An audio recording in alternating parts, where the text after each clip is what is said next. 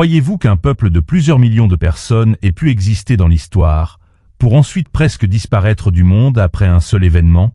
Il ne s'agit pas d'un petit village, ni d'une tribu anonyme, mais de 10 des 12 tribus d'Israël.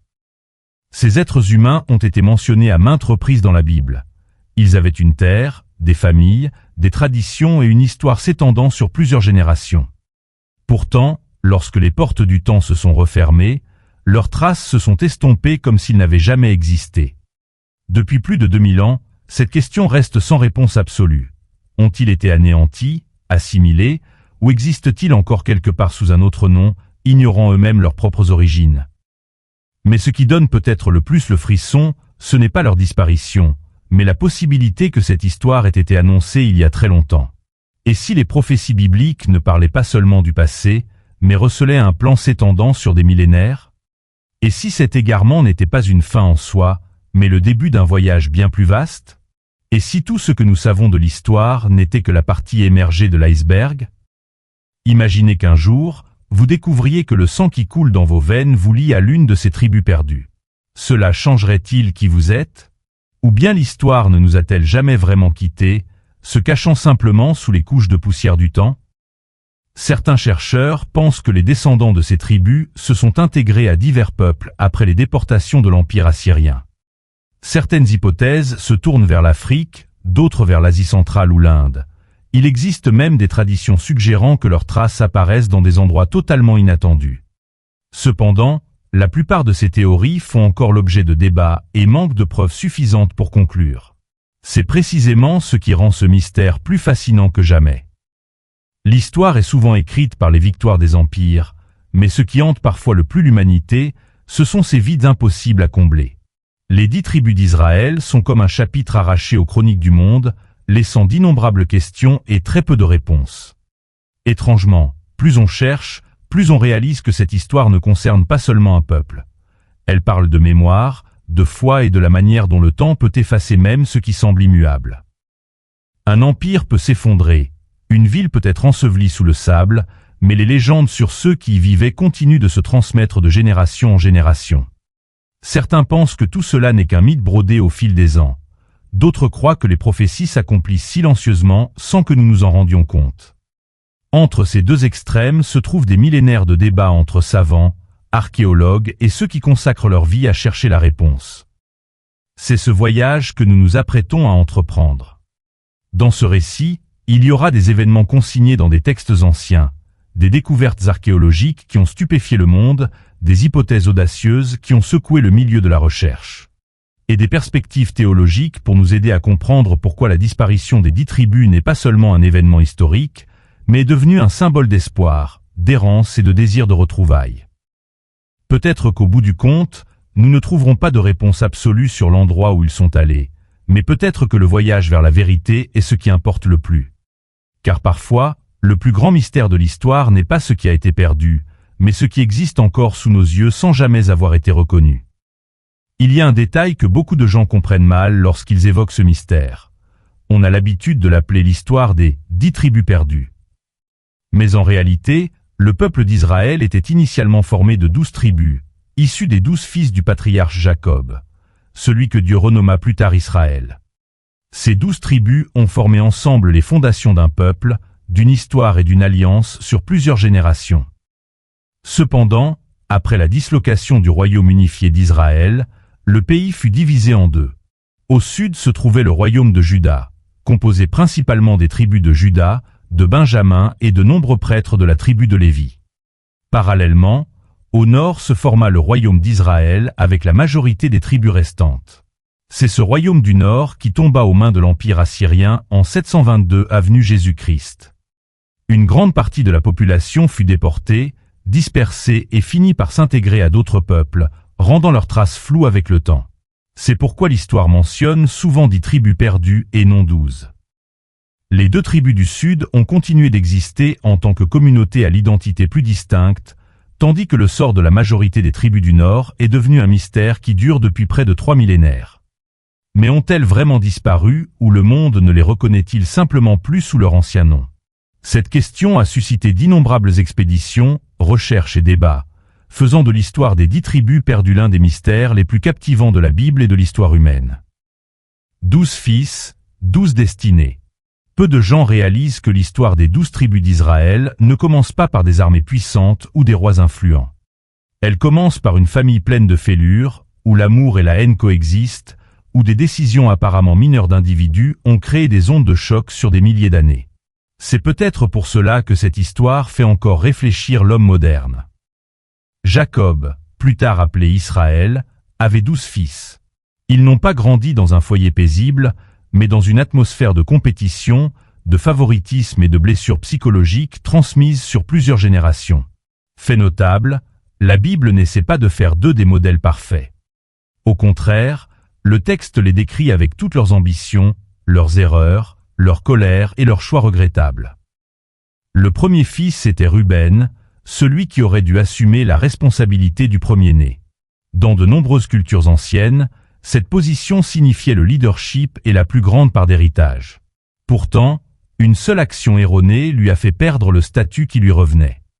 Ce qui semblait n'être qu'une décision personnelle a laissé des conséquences pour toute sa descendance. C'est l'un des messages transversaux de la Bible. Le pouvoir n'est pas acquis de droit pour toujours, mais peut être perdu par les propres choix de l'homme. Viennent ensuite Siméon et Lévi, 2 frères célèbres pour leur tempérament colérique. Leur histoire montre que la colère, lorsqu'elle n'est pas maîtrisée, peut se transformer en violence et entraîner des conséquences irréversibles. Dans le texte biblique, ils ont mené ensemble une vengeance qui a plongé toute une région dans le sang et la peur. Cet acte n'a pas seulement affecté leur propre réputation, mais a poussé Jacob, leur père, à s'exclamer avec douleur que sa famille en subirait les conséquences. Il est intéressant de noter que l'histoire ultérieure a pris 2 directions totalement différentes pour ces 2 frères. La tribu de Siméon s'est estompée dans les récits futurs, tandis que Lévi, malgré son erreur grave, est devenue la tribu chargée du service religieux et du temple. Cela amène de nombreux chercheurs à penser que la Bible ne construit pas un tableau de destin figé. Un homme peut tomber, mais le chemin à venir peut encore changer si ses choix changent. Puis arrive un personnage qui, au départ, n'était pas le plus remarquable des frères, et qui a même contribué à vendre Joseph en Égypte. C'était une décision née de la jalousie et de l'intérêt immédiat. Mais Judas est aussi celui qui, plus tard, a progressivement montré un esprit de responsabilité et une volonté de se sacrifier pour sa famille.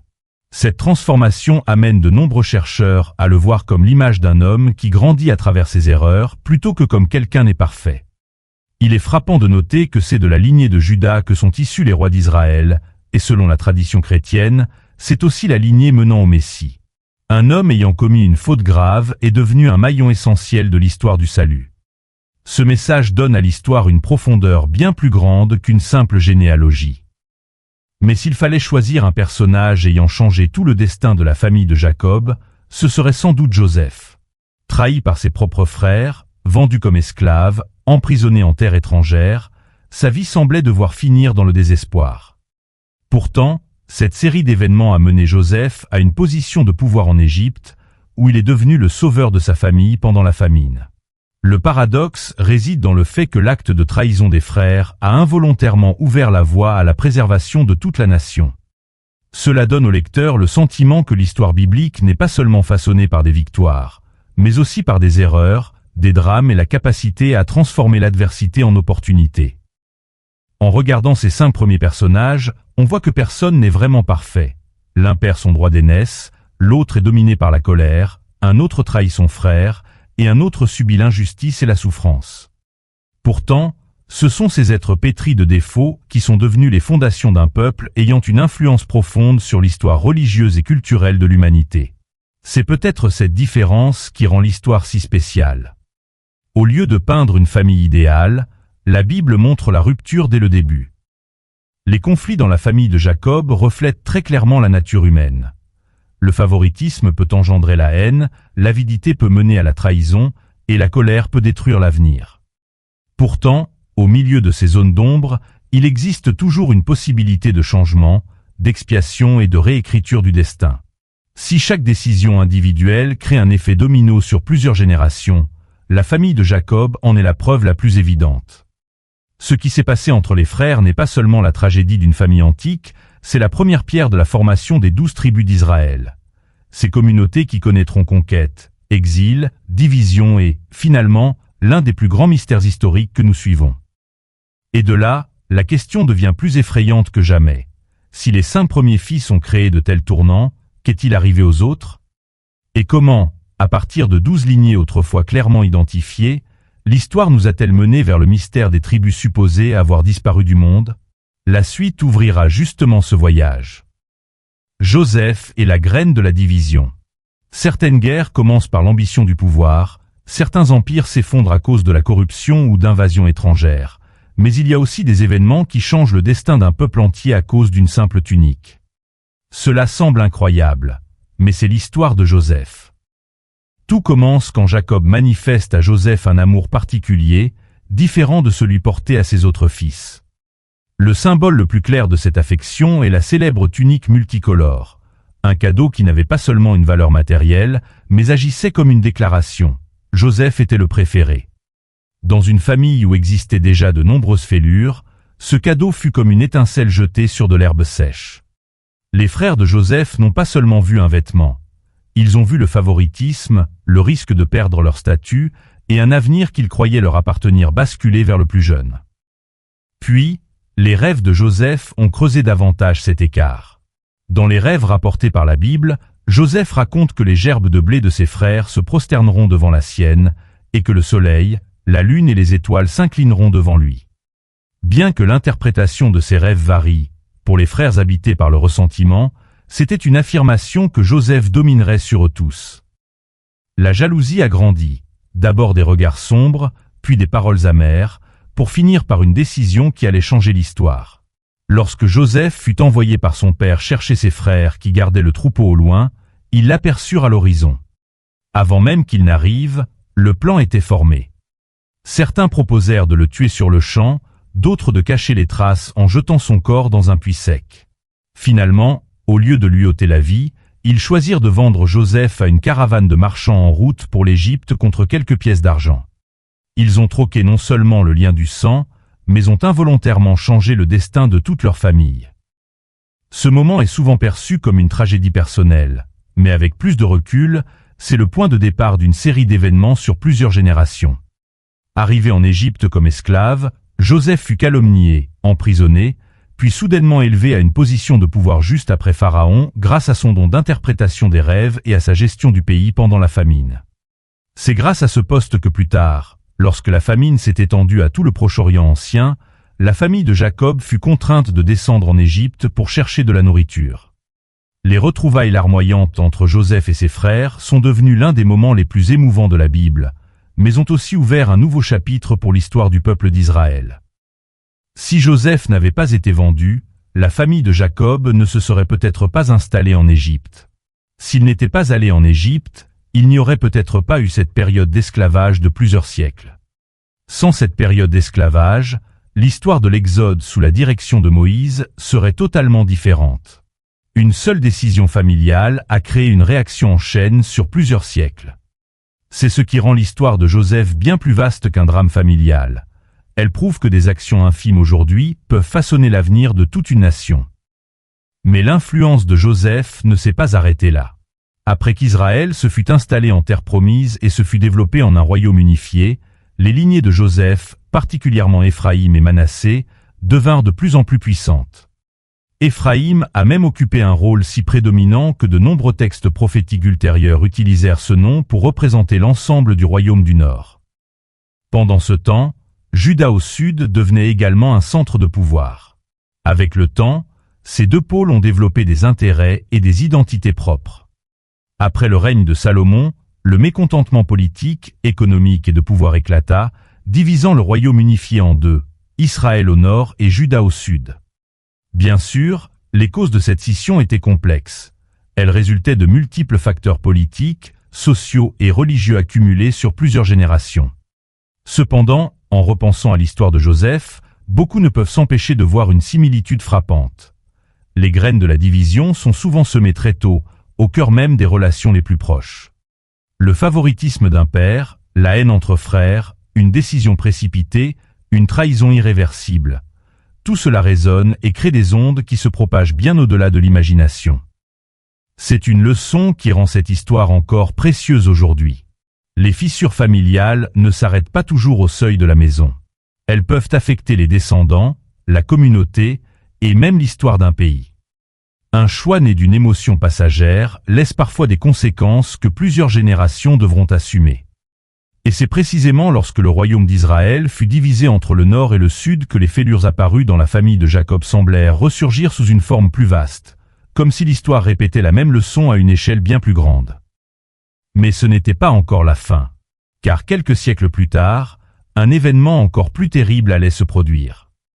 Le royaume du Nord ferait face à un empire puissant, ouvrant ainsi le plus grand mystère de toute l'histoire d'Israël, la disparition des 10 tribus qui, aujourd'hui encore, fait l'objet de débats entre savants, archéologues et exégètes du monde entier. Quand un royaume s'autodétruit, si l'on demande quelle fut l'époque la plus glorieuse de l'histoire de l'Israël antique, beaucoup citeront les noms de David et Salomon. L'un a posé les fondations par les guerres et l'unification. L'autre a porté le royaume au sommet de la puissance, de la richesse et de la sagesse. C'était la période où Jérusalem devint le symbole de l'espoir, où le temple fut érigé comme le centre de la foi et de l'identité nationale. De l'extérieur, tout semblait parfait. Les routes commerciales s'étendaient dans toute la région, des caravanes apportaient de l'or, de l'argent, des bois précieux et des aromates. Les nations voisines regardaient Israël avec respect. Jamais peut-être on n'avait autant cru en l'avenir du royaume. Mais l'histoire a une règle étrange. C'est précisément quand l'homme se croit au sommet de son invincibilité que les premières fissures apparaissent discrètement. L'ère de Salomon n'est pas seulement restée dans les mémoires pour sa sagesse, mais aussi pour ses chantiers colossaux exigeant des ressources humaines et financières énormes. Pour bâtir cette grandeur, le peuple a dû supporter des taxes pesantes et des corvées prolongées. En apparence, le pays se développait, mais à l'intérieur, le mécontentement grandissait comme un feu couvant sous la cendre. À la mort de Salomon, le trône revint à son fils, Roboam. Ce fut le moment où toute la nation se trouva face à un choix crucial. Les anciens vinrent voir le jeune roi avec une requête simple, alléger le fardeau du peuple, gouverner avec compassion plutôt qu'avec pression, et ils vous seront fidèles à jamais. C'était l'occasion de réparer toutes les fissures, mais Roboam choisit une autre voie. Il n'écouta pas les hommes d'expérience, mais suivit les conseils des jeunes qui avaient grandi avec lui au palais. Ils lui conseillèrent d'être plus dur, de prouver son pouvoir en augmentant la pression plutôt qu'en la diminuant. La réponse de Roboam fut l'une des décisions les plus lourdes de conséquences de toute l'histoire d'Israël. Il déclara que si son père avait utilisé des fouets de cuir, lui utiliserait des scorpions, et que le fardeau ne serait pas allégé mais alourdi. Ce ne fut pas seulement une déclaration, ce fut l'étincelle qui provoqua la déchirure du peuple. 10 tribus du Nord tournèrent immédiatement le dos à Jérusalem. Elles n'acceptèrent plus l'autorité de la maison de David et proclamèrent Jéroboam comme leur roi. En peu de temps, un royaume unifié qui imposait le respect fut déchiré en deux. Au sud Juda avec Jérusalem pour centre, au nord Israël avec un gouvernement totalement nouveau. Il est remarquable que cette division n'ait pas commencé par une guerre ou une invasion, mais par des paroles imprudentes, par l'orgueil d'un dirigeant et par un sentiment d'injustice accumulé dans le cœur du peuple. Jéroboam comprit très bien que si le peuple continuait de monter au temple à Jérusalem, sa loyauté risquait de retourner vers le sud. Il prit donc une décision politique qui fut aussi un tournant spirituel. Il fit ériger des veaux d'or à Béthel et à Dan, créant de nouveaux centres de culte pour que le peuple n'ait plus besoin d'aller à Jérusalem. Dans l'immédiat, cela pouvait paraître une solution pour consolider son pouvoir et créer une identité propre au royaume du Nord. Mais selon de nombreux textes bibliques, cet acte fut perçu comme le signe que l'homme plaçait sa confiance dans des symboles créés de ses mains, plutôt que de rester fidèle à l'alliance originelle. Dès lors, les critiques contre l'idolâtrie se multiplièrent et devinrent un thème central chez les prophètes. Il y a un paradoxe saisissant. Les veaux d'or n'ont pas été la seule cause de l'affaiblissement d'Israël, mais ils sont devenus le symbole de la manière dont le pouvoir politique peut altérer la vie spirituelle d'une communauté. Quand les valeurs fondamentales sont remplacées par des intérêts immédiats, la désintégration commence de l'intérieur, même si l'extérieur paraît encore solide. En relisant toute l'histoire, il est difficile de blâmer un seul individu. Roboam n'est pas le seul à avoir fait des erreurs. Jéroboam n'est pas la source de tous les problèmes. Ce qui est plus frappant, c'est la manière dont une série de décisions successives a créé une réaction en chaîne irréversible. Un refus de dialogue, une politique de division, un nouveau symbole remplaçant l'ancienne tradition. Chaque petit pas a fini par transformer un royaume uni en deux entités rivales, affaiblissant la force commune et ouvrant la voie au grand drame des siècles suivants. La leçon la plus profonde ici ne s'applique pas seulement à l'Israël antique. Toute famille, organisation ou nation peut posséder des ressources abondantes et des réussites éclatantes. Mais si la confiance s'érode, si le dialogue est remplacé par l'imposition et si les valeurs qui unissaient les gens sont oubliées, l'effondrement peut commencer de l'intérieur sans qu'aucune armée n'apparaisse aux portes de la ville. C'est ce qui donne à cette histoire tout son poids après des millénaires.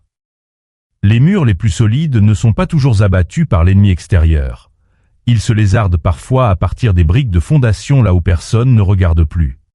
Ce sont ces fissures qui nous mènent à la partie suivante du récit, quand le royaume du Nord doit affronter une puissance bien plus grande et que le sort des 10 tribus s'enfonce dans le brouillard du mystère que l'histoire débat encore aujourd'hui.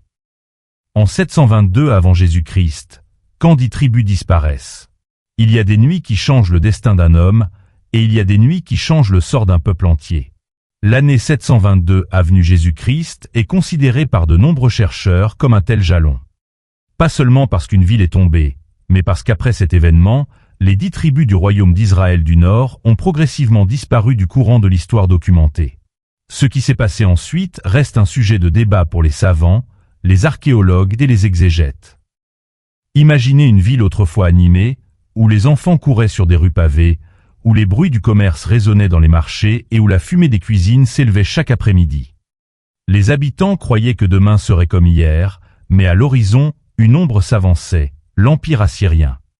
Contrairement à beaucoup de royaumes qui ne cherchaient que la victoire militaire, l'Assyrie était célèbre dans les sources anciennes pour sa stratégie d'expansion du pouvoir et de réinstallation des populations à grande échelle.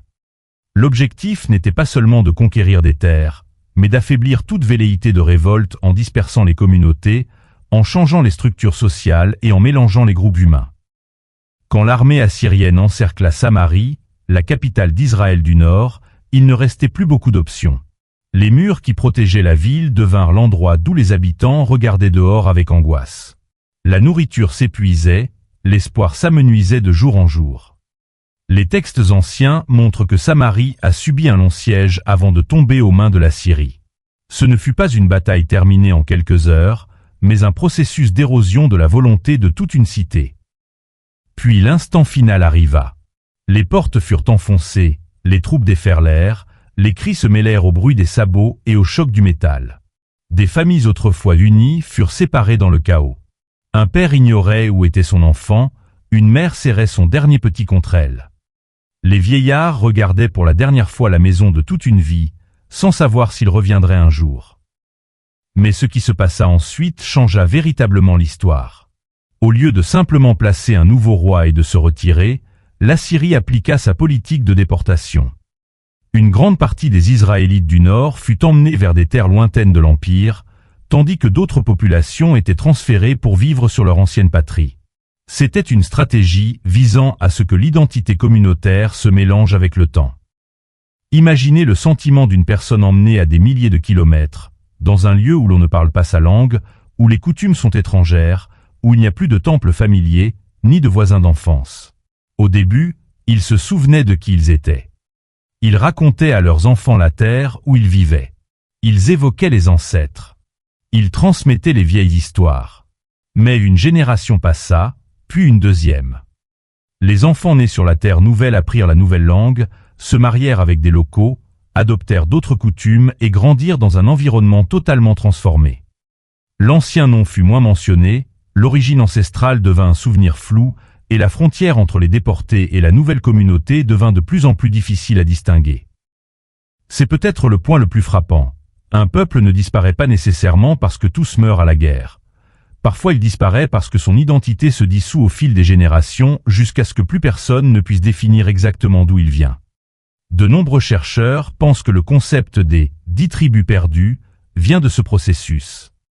Les archives historiques ne décrivent pas une disparition soudaine en une nuit au sens littéral, mais reflètent le fait que leurs traces distinctes sont devenues impossibles à identifier après des siècles de déportation, de réinstallation et d'assimilation. Cela rend le mystère encore plus fascinant. Ont-elles été réellement anéanties ou ont-elles simplement continué d'exister sous d'autres noms, dans d'autres communautés qui ignorent elles-mêmes leurs racines d'origine?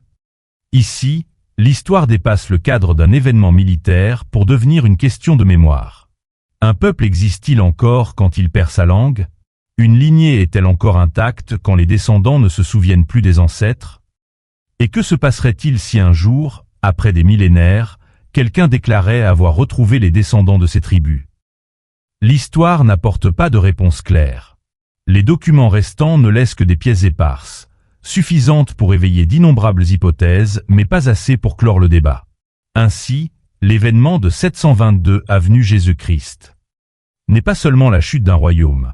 C'est le moment où la frontière entre l'histoire et le mythe commence à s'estomper, là où la vérité est recouverte par le temps et les lacunes documentaires. De là, l'histoire entre dans un vide de près de 3000 ans. Dans ce vide, des légendes apparaissent, des hypothèses se succèdent, et dans de nombreux endroits du monde, des communautés croient que le sang de ces tribus égarées coule encore dans leurs veines. Ce sont ces récits qui ouvriront le chapitre suivant, plein de surprises, là où la frontière entre la foi, la tradition et les preuves historiques devient plus fragile que jamais. Où sont-elles? Si les 10 tribus d'Israël du Nord n'ont pas totalement disparu, la grande question des 3 derniers millénaires est « Où sont-elles » Ce n'est pas seulement une curiosité pour les passionnés d'histoire ou d'archéologie. Depuis des siècles, savants, théologiens et même des communautés entières sur plusieurs continents tentent de résoudre ce mystère. Ce qui est intéressant, c'est que chaque lieu a ses propres récits, ses traditions et ses preuves censées les relier aux tribus perdues. Cependant, il faut souligner un point crucial. À ce jour, il n'y a pas de consensus absolu dans le milieu de la recherche pour confirmer qu'une communauté donnée est la descendante directe des 10 tribus perdues. De nombreuses hypothèses fascinantes ont été avancées, mais chacune a ses forces et ses limites. C'est ce qui rend ce voyage si captivant. Les Lambas, traces d'Afrique australe. En Afrique australe existe une communauté appelée les Lambas. Depuis des générations, ils transmettent le récit selon lequel leurs ancêtres venaient du Nord et apportaient des coutumes différentes des peuples environnants. Fait notable, ils maintiennent des pratiques similaires aux traditions juives anciennes, comme les règles alimentaires, le rite de la circoncision et une importance particulière accordée à l'origine lignagère. Point fort. Certaines études génétiques ont enregistré une proportion notable d'hommes Lambas portant des marqueurs génétiques souvent présents dans certains groupes du Moyen-Orient. Cela pousse à s'interroger sur un lien historique ancien. Point faible. La génétique ne peut prouver automatiquement l'appartenance à l'une des 10 tribus d'Israël. Avoir une origine moyen-orientale ne signifie pas identifier précisément l'ancêtre, surtout après des millénaires de migration et de brassage. Pour l'instant, il n'y a pas de preuves archéologiques directes reliant les Lambas aux tribus perdues. Bnei Menache, souvenir des montagnes du nord-est de l'Inde. Loin vers l'est, dans le nord-est de l'Inde, la communauté Bnei Menache croit depuis longtemps être la descendante de la tribu de Manassé. Ce qui rend cette hypothèse spéciale, c'est qu'il ne raconte pas seulement des légendes orales, mais conserve des rites et des récits présentant des similitudes avec les traditions bibliques. Des chants anciens, des coutumes et des récits d'origine ont été transmis sur plusieurs générations. Point fort, la continuité de la mémoire culturelle. Le fait qu'une communauté maintienne une telle conviction sur ses racines sur une si longue période mérite d'être étudié. Point faible. L'archéologie n'a pas encore trouvé de chaîne de preuves continue les reliant à l'Israël antique. Les études génétiques donnent des résultats divers et n'ont pas encore créé d'unanimité. Les Pashtuns, guerriers porteurs de légendes anciennes. L'une des hypothèses les plus débattues concerne les Pashtuns en Afghanistan et au Pakistan. Dans de nombreux récits populaires, il existe une tradition suggérant que leurs ancêtres étaient liés aux tribus antiques d'Israël. Certaines familles racontent que leurs aïeux ont migré à travers plusieurs terres après des bouleversements historiques. Point fort, l'existence de légendes très anciennes et de quelques coutumes similaires aux lois antiques. Point faible, les preuves archéologiques et historiques directes restent très limitées. La génétique montre que l'origine des Pashtuns est très diversifiée, reflétant le processus complexe de formation de l'Asie centrale et du Sud sur des millénaires. Éthiopie, terre de tradition millénaire. Quand on parle de lien avec l'Israël antique, l'Éthiopie est toujours citée avec un respect particulier. De nombreuses traditions locales racontent le lien entre cette terre et les récits bibliques. Certaines communautés ont maintenu des rites, des lois et une vie religieuse très proche de la tradition juive. Point fort, profondeur culturelle et existence continue de pratiques religieuses particulières. Point faible, l'Éthiopie est un carrefour de nombreuses civilisations et vagues migratoires, ce qui rend l'identification d'une origine unique très difficile. Sambation, le fleuve qui n'existe que dans la légende. Si les hypothèses précédentes pouvaient être confrontées à la recherche historique ou archéologique, la légende du fleuve Sambation nous fait entrer dans le domaine du mythe. Selon certaines traditions juives anciennes, ce fleuve séparerait les 10 tribus perdues du reste du monde. On raconte que le fleuve bouillonne et projette des pierres pendant 6 jours et ne se calme que le jour du Shabbat, mais à ce moment précis, la loi religieuse interdit de le traverser. En mettant toutes ces hypothèses côte à côte, une chose intéressante apparaît. Il se peut que la question « Où sont les 10 tribus ?» ne soit pas seulement la recherche d'un point sur une carte, mais une quête d'identité. Une communauté peut conserver une tradition millénaire sans preuve archéologique complète. Une étude génétique peut indiquer des liens anciens sans raconter toute l'histoire. Une légende peut inspirer des générations sans refléter littéralement les faits. C'est pourquoi beaucoup de chercheurs aujourd'hui choisissent une approche prudente, considérant chaque hypothèse comme une pièce digne d'intérêt, mais évitant de conclure au-delà de ce que les preuves permettent. Et une nouvelle question surgit, encore plus débattue. Si les 10 tribus n'ont pas totalement disparu, se pourrait-il qu'elles existent encore au milieu du monde moderne sans même réaliser leurs propres origines? Dieu a-t-il fait exprès de les faire disparaître? Ici, la grande question n'est plus de savoir où sont allées les 10 tribus perdues, mais si cette disparition est vraiment une tragédie ou si elle s'inscrit dans un plan plus vaste. Pendant des siècles, les historiens ont traqué les traces des déportés après la chute de Samarie. Ils ont fouillé les archives assyriennes, l'archéologie, les traditions orales. Mais plus on cherche, plus le tableau se complique. Peut-être que le problème n'a jamais été de chercher leur emplacement. Le plus important est de comprendre le sens de leur disparition. En relisant la Bible, on remarque un motif récurrent. Dieu permet souvent des événements douloureux, non pour détruire totalement, mais pour ouvrir une nouvelle étape dans l'histoire du salut. L'exode hors d'Égypte commence par l'esclavage. L'exil à Babylone ouvre la voie au renouveau de la foi. Dans le livre d'Osée, l'image du peuple d'Israël est décrite comme celle d'un fils qui quitte la maison, se rebelle puis erre parmi les nations. Mais mêlée aux avertissements se trouve la promesse d'une restauration. Dans le livre d'Ézéchiel, le prophète raconte la vision célèbre de la vallée des ossements desséchés, des os épars semblants sans espoir qui finissent par se rejoindre et revivre. Beaucoup y voient le symbole que ce qui semble mort peut renaître au moment voulu. Dans le livre de l'Apocalypse, les 12 tribus d'Israël sont encore mentionnées comme faisant partie du tableau eschatologique. Le fait que les tribus apparaissent encore dans le texte pousse beaucoup de gens à s'interroger. S'ils ont totalement disparu de l'histoire, pourquoi cette image est-elle conservée comme un symbole important? Peut-être que l'égarement n'est pas une suppression totale, mais ressemble à une graine emportée par le vent partout. Elle peut germer dans des terres inattendues. La tribu de Dan est la prophétie controversée. Dans toute l'histoire des 12 tribus d'Israël, il n'y a peut-être aucune tribu qui laisse autant de mystères et de débats que celle de Dan. Ce qui étonne beaucoup de gens, c'est que dans l'Apocalypse, lorsque l'auteur énumère les 12 tribus marquées du sceau, le nom de Dan n'apparaît pas. Pourquoi Dan est-elle omise? Certains pères de l'Église pensaient que cette absence reflétait l'histoire même de la tribu. Dans l'Ancien Testament, Dan a souvent été lié à l'idolâtrie. Cependant, une hypothèse plus audacieuse issue de certaines traditions anciennes suggère que l'Antéchrist pourrait être issu de la tribu de Dan. L'origine de cette interprétation vient de la bénédiction de Jacob dans la Genèse, comparant Dan à un serpent sur le chemin. Toutefois, ce n'est pas un point de vue unanime.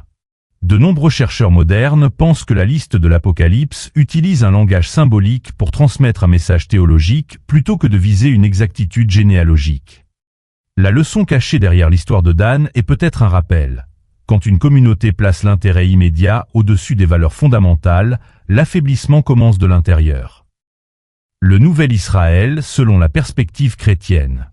Après avoir parcouru le voyage des tribus perdues, il est temps de poser une autre question. Si le but de l'histoire n'est pas de retrouver un peuple, qu'est-ce que la Bible veut vraiment nous faire découvrir? La réponse se trouve peut-être dans une grande transition s'opérant dans le Nouveau Testament. Si l'Ancien Testament parle de 12 tribus formées des 12 fils de Jacob, le Nouveau Testament commence par l'image de Jésus choisissant 12 apôtres. Ce chiffre rappelle les 12 tribus d'Israël et annonce une nouvelle étape où l'accent n'est plus mis sur le sang, mais sur l'appel et la foi. La pensée de saint Paul devient ici cruciale. Il utilise l'image de l'olivier. Le peuple d'Israël est comme l'olivier franc, tandis que les autres nations sont comme des branches d'olivier sauvages greffées pour partager la sève de la racine. Les païens ne remplacent pas Israël, mais ils sont tentés dans le même plan de salut. En regardant sous cet angle, tout le voyage d'Israël ressemble à une histoire dont le rayonnement dépasse le peuple lui-même. D'une petite famille du Proche-Orient ancien, l'histoire s'élargit en un appel universel. Le nouvel Israël n'est pas seulement un concept théologique. C'est aussi un rappel que la foi et les valeurs fondamentales peuvent relier des êtres très différents en une communauté plus vaste que n'importe quelle frontière géographique. Ici, après avoir suivi les traces floues de l'histoire, nous sommes encore devant une question sans réponse définitive. C'est peut-être ce qui fait que le mystère des 10 tribus perdues continue de fasciner l'humanité. Ont-elles vraiment disparu ou sont-elles encore présentes sous d'autres noms, attendant d'être reconnues? Le sang est-il l'élément décisif ou le plus important est-il la foi et les choix que chaque être humain fait dans sa vie? Nous n'avons peut-être pas de solution finale, mais le voyage vers la réponse a rendu cette histoire immortelle. Les empires peuvent s'effondrer, les villes devenir des ruines, mais les leçons et les réflexions continuent de se transmettre de génération en génération. Le plus grand mystère ne réside peut-être pas dans l'endroit où elles sont allées, mais dans la question: comment chacun de nous choisira-t-il de vivre pour ne pas répéter les erreurs qui ont autrefois plongé tout un peuple dans l'ombre de l'histoire?